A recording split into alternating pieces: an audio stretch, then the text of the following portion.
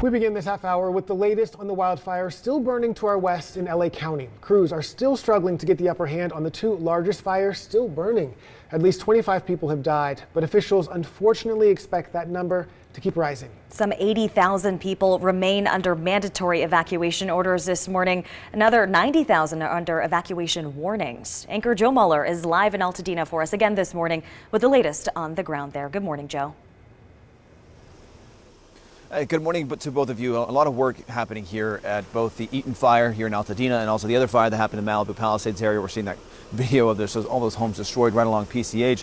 You know, we just talked about the number, at least 24 dead, but they're still searching for 26 people who have been reported missing in both of these blazes. When you drive through these neighborhoods like we are at, the evacuated areas, you see crews at different properties, different houses still going through the debris as they do unfortunately search for remains of folks out here in the area. So a lot of work being done in both of these evacuated sites, but people are still out of their homes. 88,000 people out of their homes right now, still under evacuation orders, some at shelters, hotels, at friends or family places. I know some people have gone to Las Vegas, a lot of hotels in Las Vegas offering discounts there.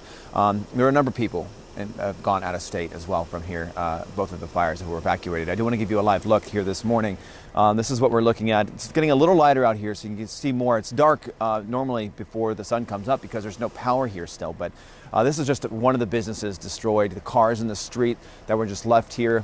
Maybe a little later in the show, I'll show you across the street and just down the street. I'll give you a better picture of what this area looks like. This is Lake Avenue, a major street here in Altadena. But let's go ahead and pull up the map, the status of both of these fires right now. As of last check and last update from CAL FIRE, both still burning, several thousand acres. The one here in Altadena, the Eaton fire, has burned 14,000. The other major one, Pacific Palisades, that one's at 23,000 acres. But the good news about the one here in Altadena, containment is up. We also have video from what we were seeing at both locations. There along Pacific Coast Highway in Malibu, the devastation there, that area completely closed off still along PCH north of Santa Monica up to Malibu. A lot of people I talked to yesterday at one of their shelters are shocked, just completely shocked at what they're seeing there in Malibu. I mean, those neighborhoods, I mean, they're gorgeous neighborhoods, the views of the Pacific Ocean, but I mean, they're just devastated. So there's gonna be a lot of rebuilding that happens there. Some folks trying to figure out what is next. I'll have you come back out here live. Many people are gonna be returning to their businesses or their homes like this, seeking assistance from both FEMA, the Small Business Administration we talked to yesterday as well. They're out here trying to explain to people they do have some assistance as well. FEMA will be setting up locations. People are already applying. They said they've had 48,000 people apply for assistance there. And Rudy, we can see these hills right in this shot. Let me point these out. You can see that they are burnt a little bit from the fire, but we've been seeing crews up in the hill there looking into how these fires started. I mean, they're still trying to figure out how the fire got so big and where it started and where it came from. We saw crews at utility poles or electrical towers up there. So that's still under investigation. A lot of questions about how these started here in Southern California, which hopefully they'll get some answers here pretty soon. But for both of you, I'll send it back to you. I know here in a little bit, the sun is on its way up. Hopefully we can get you a better look at this area, just the devastation that we are seeing. And Joe, you mentioned, tens of thousands of people still under those evacuation orders, many more still under evacuation warnings. I saw you had spoken to a few folks out there yesterday.